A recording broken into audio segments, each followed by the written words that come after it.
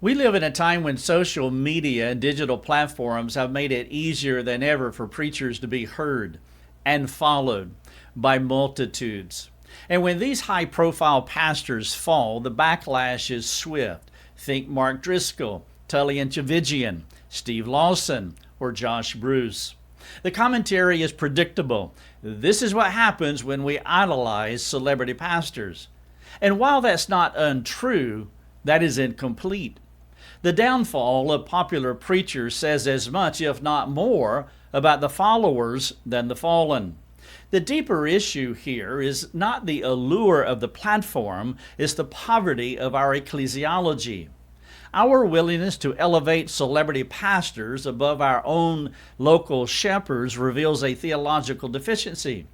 When people who belong to a local body regularly quote and repost national personalities, but rarely mention what their own pastor taught them last Sunday, it exposes something troubling. It is not that Lawson, a former hero, or John MacArthur, a current hero, or any other teacher is not capable of biblically sound communication, but no matter how sharp their insight, they are not the ones laboring in prayer and study over your soul. I have never listened to Steve Lawson in my life. I haven't heard John MacArthur since I graduated from the Master's University in 2000.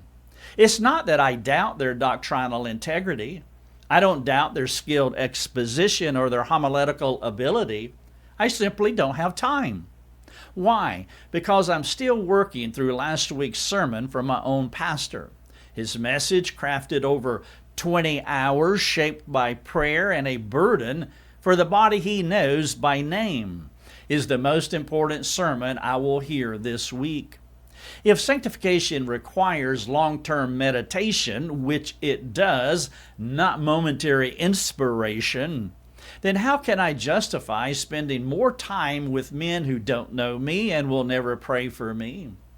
Many of us consume sermons the way the world consumes content, quickly, casually, and without context. We gather quotes like trophies and forward links as if spiritual maturity is transferable by proxy.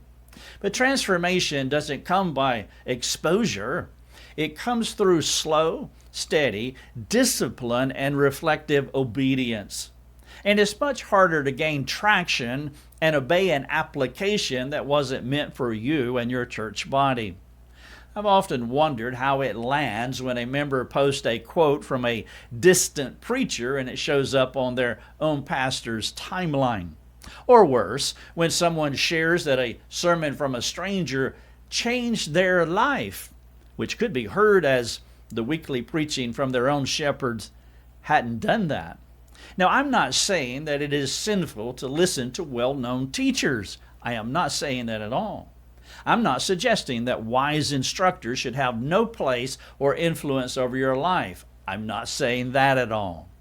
But I am saying it can be a distraction when it prevents you from fully engaging with the shepherd God has placed over your soul. The one teacher who spends more time thinking about you than any other God-called preacher. So I pray for my pastor and for his family. I thank God for him. I want him and them to endure. And I want to make it easier for him to endure by giving him my loyalty, my attention, and my application.